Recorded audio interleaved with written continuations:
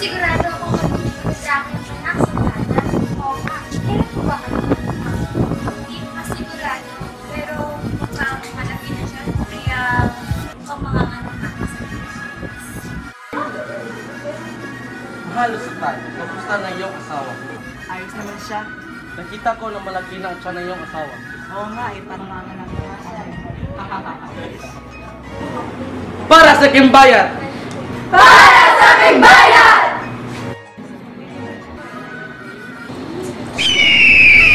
Ano yun?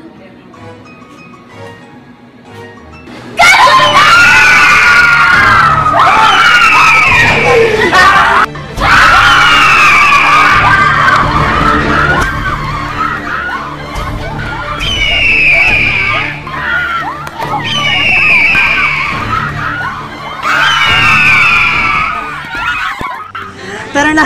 Kaya mo yan, mahal! Saan? Anong problema?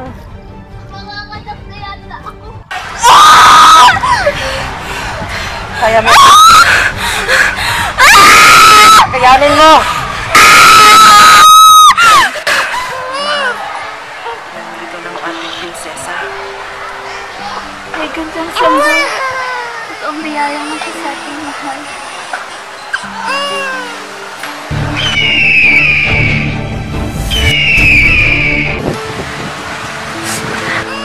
Kailangan natin yung madali. Hindi, maabutan tayo. Pero paano anak natin? Paano siya? Sige naman. Kailangan natin siya. Pero kung hindi, mamamatay tayong tatlo sa Garuda.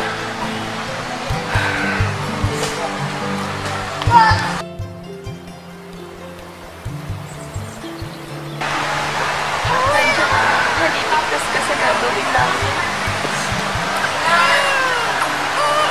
Pangako aming prinsesa. Babalikan ka namin pagkatapos ng lahat ng gulong ito. Pero tandaan mo, mahal na mahal ka namin ang iyong ama.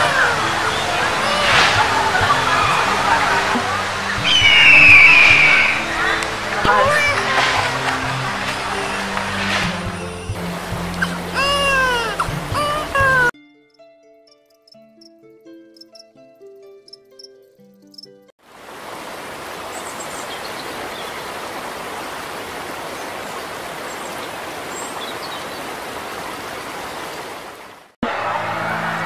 Mahal, natapos ko na pala ang transaksyon natin sa Karating Bayan.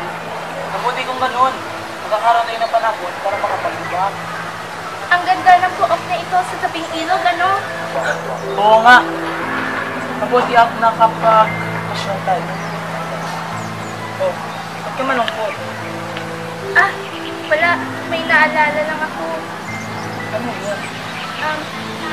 Na kahit na tayong pinakamayamang mga ngalakal sa bayan ay hindi pa rin tayo nabibiyayaan ng anak. Ano ang ingay na yun?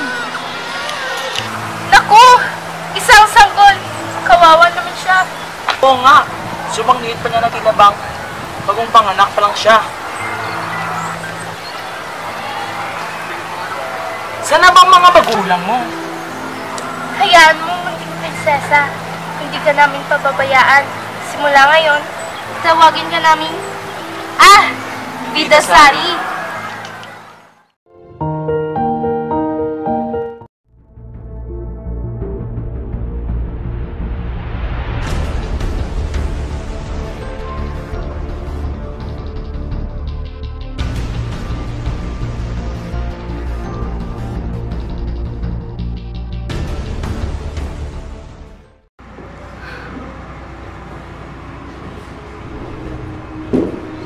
Huwag mo nga akong susundan at may pupuntahan ako.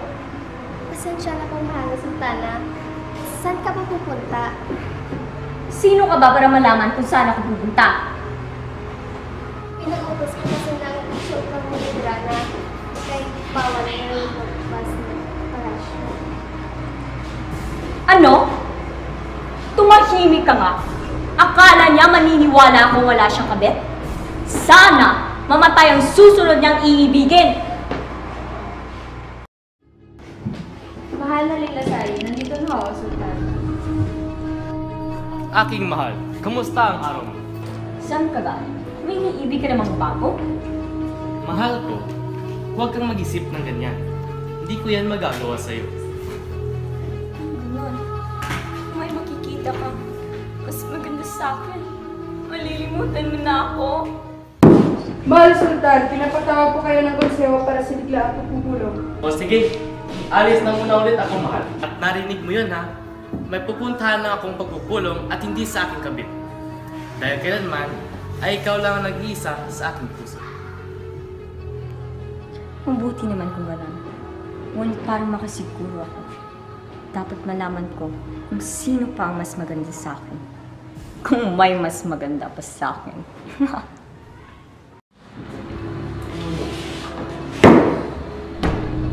Unang tawagin mo pa ang ibang pumunta sa akin. Masusunod po, mahal na sultana.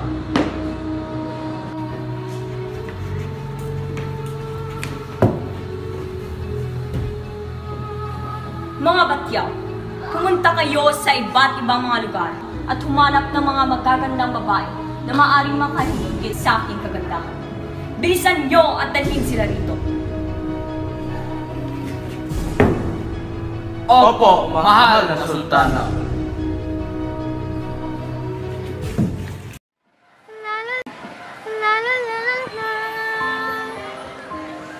Ang gaganda ng mga bulaklak ko.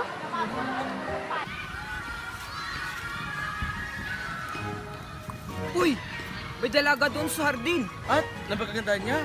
Pinsan niyo na. Baka magalit pa si Sultana Rizal.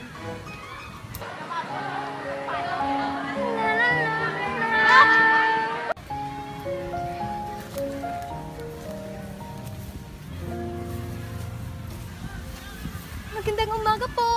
Magandang umaga din. Ano ang iyong ngalan, Pinipini? Gidasari po ang aking pangalan. Ano po nais niyo? Naghahanap ng bagong dama ang Sultana Lilasari. At ikaw ang isa sa mga napiling bagong dama. Sandali lamang. Tatanungin ko muna ang aking ina kung maaari ba akong maging dama. Ina! Ano ba yun, anak? Ina! Isa ako sa mga napili nila bilang dama ni Sultana Lilasari. Gusto ko pong pumunta ng palasyo at pagsilbihan ng Sultana Lilasari kahit sa kaunting panahon lamang. Sige. Hayaan kita basta't aalagaan niyo na mabuti ang aking anak at tututuhin niyo siya na maayos. Naiintindihan niyo ba ako? Opo naman, ina. Hindi maayos ko lang. Sige, ina. Aalis na ako. Paalam. Maghanap kayo.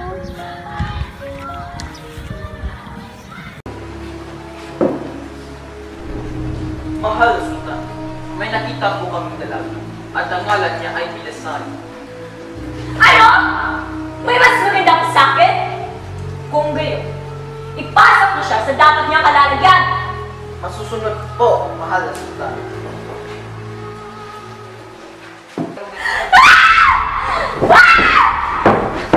Kumanda ka, Bidasay. Dahil ipakot kung sino ang tunay na pinakamaganda.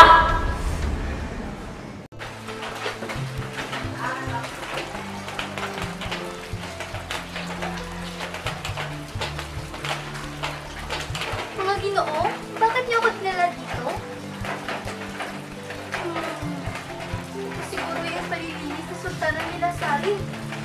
Ang dami naman.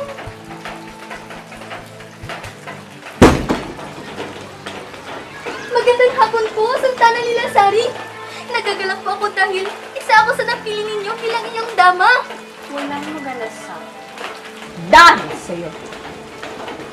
At sa tingin mo, gagawin talaga kitang dama? Ano ibig niyong sabihin? Mga batyaw, dakpin siya! Pakawalan niyo po ako! Maawa po kayo! Ano ba ginawa mong mali sa inyo? Anong ginawa mo? Wala! Pero ang kagandahan mo, meron! Dahil sa'yo, maaari masira ang buhay ko! Mabulok pa dyan habang buhay!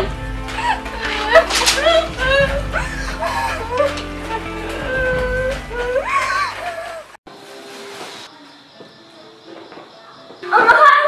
Mabuti naman at nandito ka na. Saan ka magaling? Kakatapos na nagpupunta ko sa sentro ng bayan. At mukhang masaya ka ngayon. May maganda bang nangyari sa iyong araw? Wala naman. Maayos ang talaga ng araw ko ngayon. Mabuti kung gano'n. At mawawala nga pala ako ng ilang araw. Ayos na yan. Para naman si kabubuti ng ating bayan. Ano ba nagawa kong mali noon? At kailangan na akong parusahan ngayon.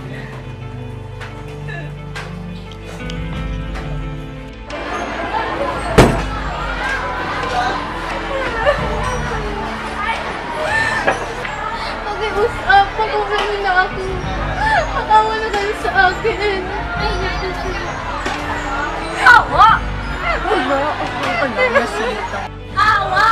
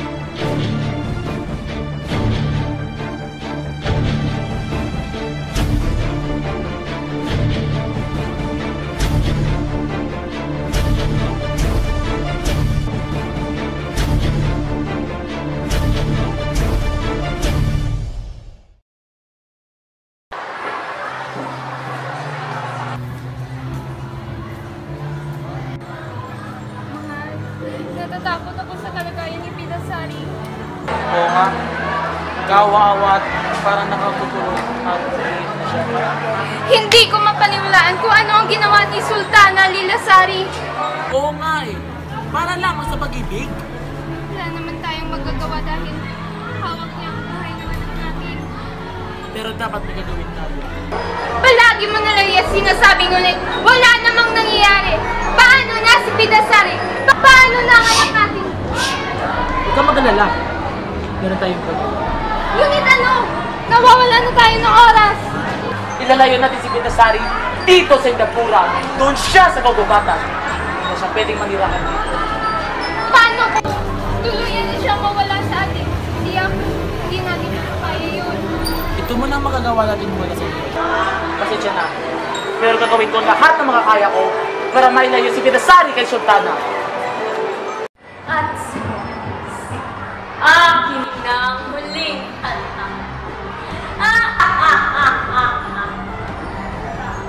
Wala na si Pidasari. Wala nang makakalamak sa aking kagandahan. Akin ng sinunod. At akin lamang.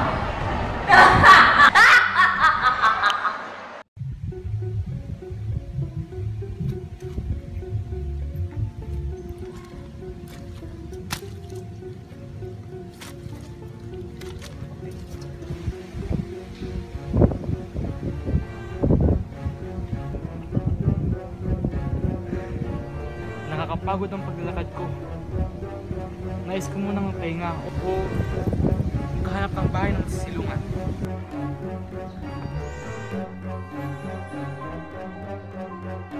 Ba!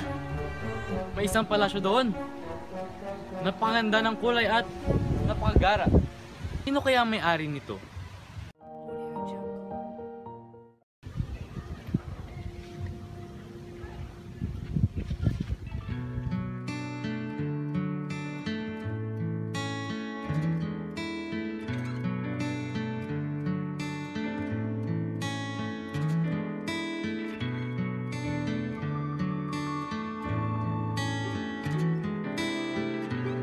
May tao ba sa palasyong ito?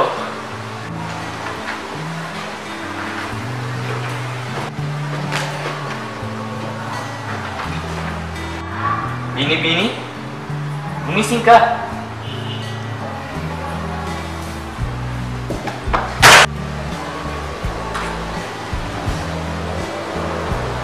Magpapahinga na lamang ako siguro rin.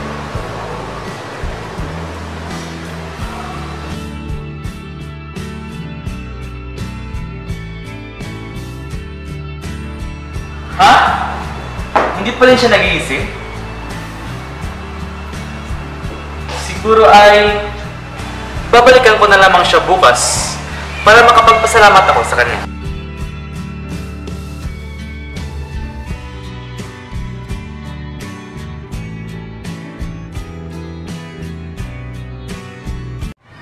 Kawal! Bakit wala pa si Mugindra? Pagpaubanin niyo po, mahal na Sultana, sapagkat hindi pa rin po siya nakakabalik. Ano ba hinihintay nyo? Hanapin niyo siya! Opo, mahal na Sultana.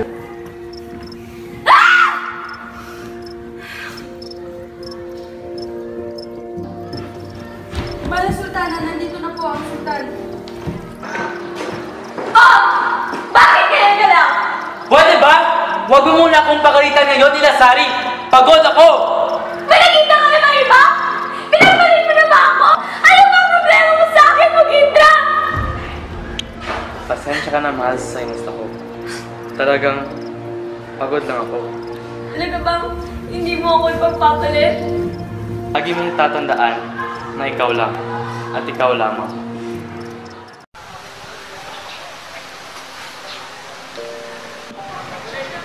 Bakit hindi siya mawala-wala sa isip ko? Hindi to pwede. May asawa ako at dapat hindi ko siya iniisip. Pero hindi naman bawal kung babalikan ko lang siya bukas, diba? Oo, tama. Babalikan ko lang siya bukas. Yun naman talaga ang gagawin ko eh.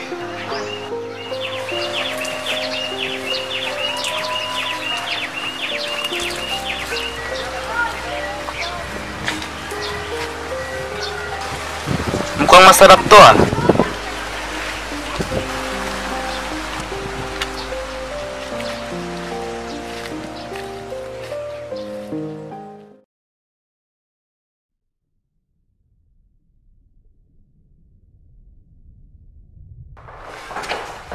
Ha? Bakit tulog pa din siya? Siguro ay malapit na rin siyang magising. Hintayin ko na lang muli niyang pagmulat.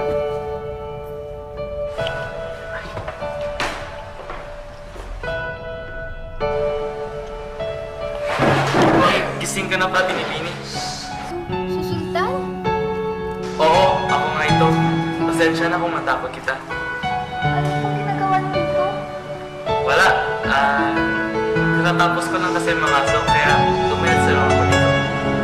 At pinanya kita ng taso. Abala ka pa, Sultan. Siguro, naghihintay ka pa ng matagal hanggang sa aking pagising. Baka, hiling ka pa. Gusto nga kitang pinapanood habang ikay. Yung bigay kong putas ay wala lang eh. Tsaka, pindan lang ang tawag mo sa akin. Pero, Basta. sige na nga, Mugindra.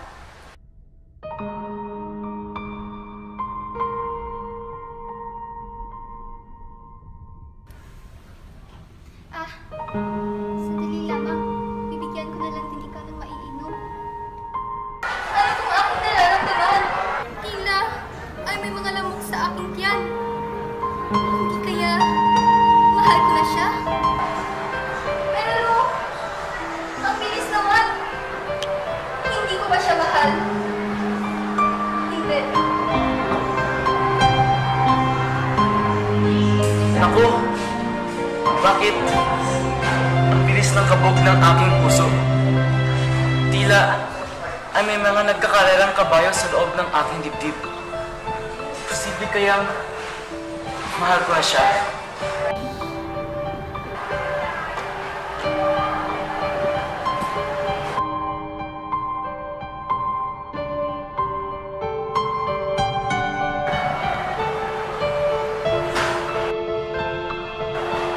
May problema ba, Bitsari? Hindi.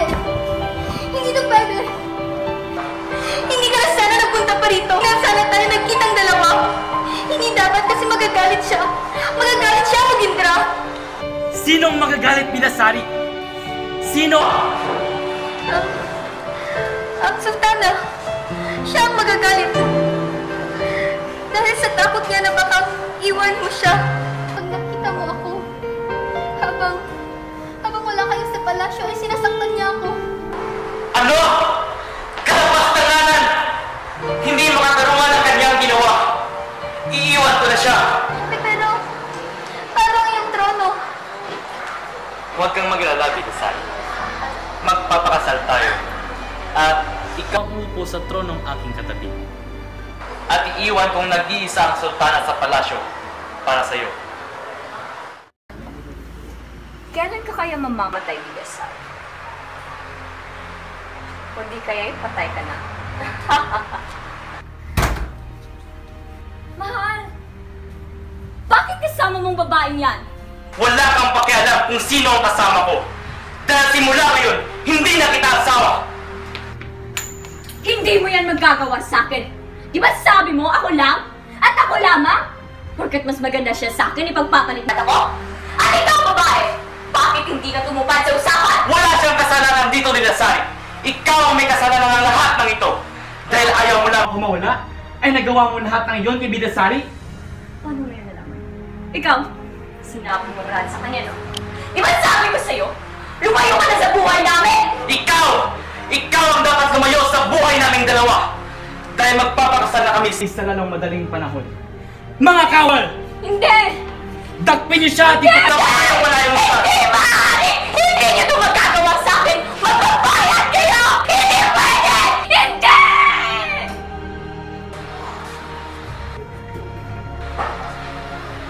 Salamat talaga, Mugindra. Para sa'yo, gagawin ko lahat dahil mahal na mahal kita. Mahal na mahal din kita.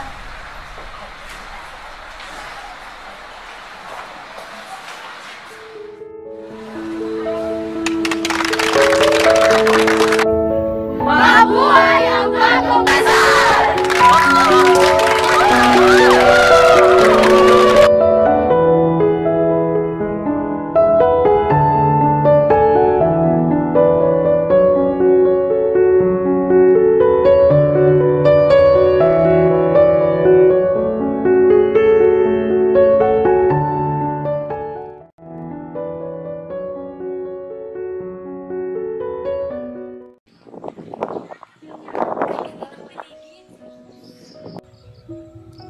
Aba! Tingnan mo! May isang figura na kamukhang kamukha ng aking kapatid na si Bilasari. Mula sa buhok, mata, at tugis ng muka, ay akalain mo siya si Bilasari. Nais ko siyang tanungin. Oo, tama. Dapat ko siyang maging kaibigan.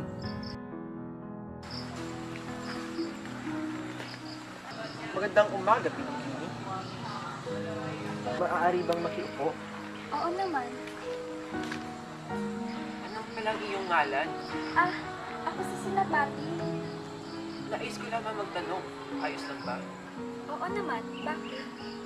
Meron kasi akong kapatid na kamukhang kamukha mo, Sinapati. Talaga? Totoo ba yung sinasabi mo?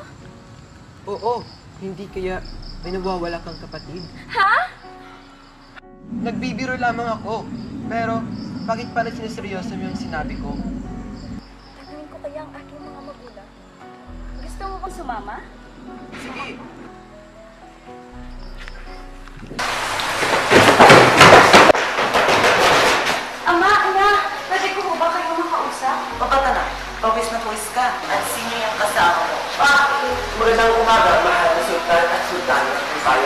asawa ko pa lang bago naibigay ko sila kami. Nagmula sa kanilang bayan sa Indrapura. Hindi mo na sinabi na mapamagulang ka na ng sultana. Magandang umaga din sa iyo, Iho. At ano sa lang iyong nais sa akin na namin sinabati? Ina, nais ko lamang namin magtanong mo.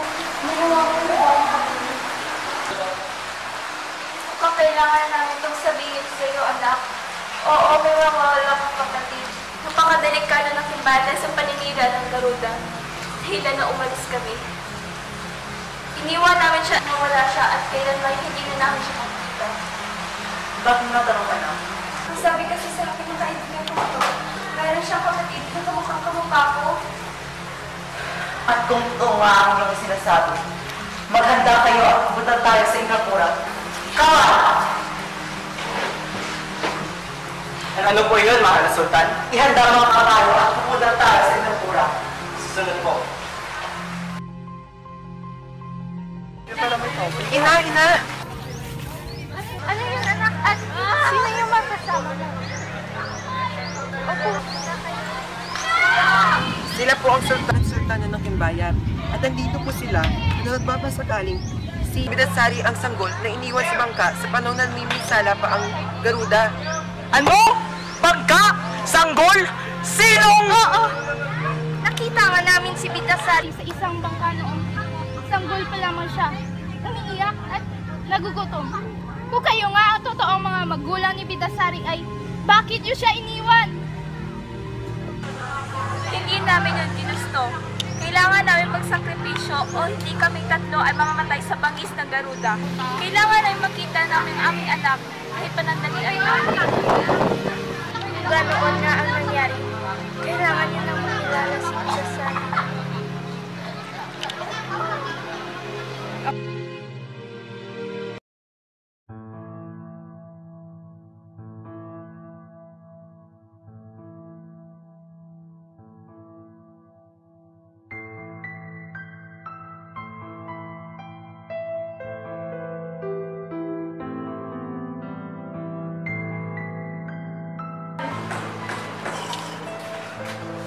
Mahalan na sultan at sultana, may bisita po kayo.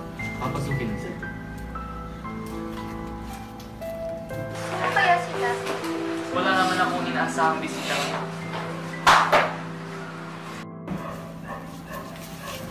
Ama! Ina! Kapatid! Mabuti at nakarating kayo dito sa Indrapura. O sultan at sultana ng Kimbayan, maligayang pagdating dito. Maraming salamat, Sultan Indra. Kaya pagdating dito sa Indrapura,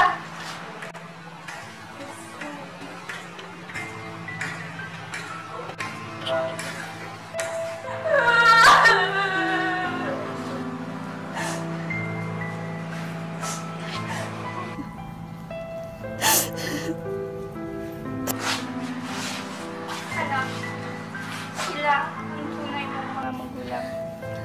Nagkausap kami at nalaman namin ang dahilan kung bakit ka nahiwalay sa kanila.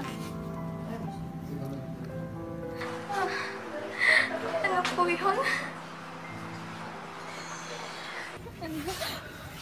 Ako ang tunay mong ina, Bidasari.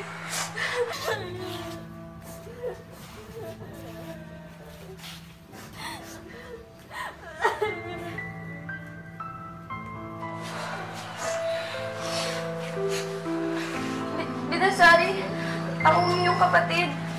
Ako si Sinapati.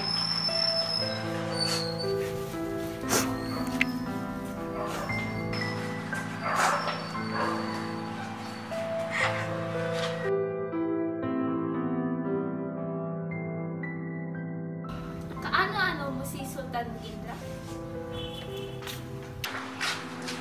Ama, Ina, Sinapati, si Mugindra, ang aking iyo at pinakamamahal na asawa. Nagagalak kami makilala ng Sultan Indra bilang asawa ng aming anak. Nagagalak din ako na makilala ang ama at ina na Bidasari. At malamang isa palang tunay na prinsesa ang aking asawang si Bidasari. Nagagalak ako dahil meron akong isang malaking pamilya.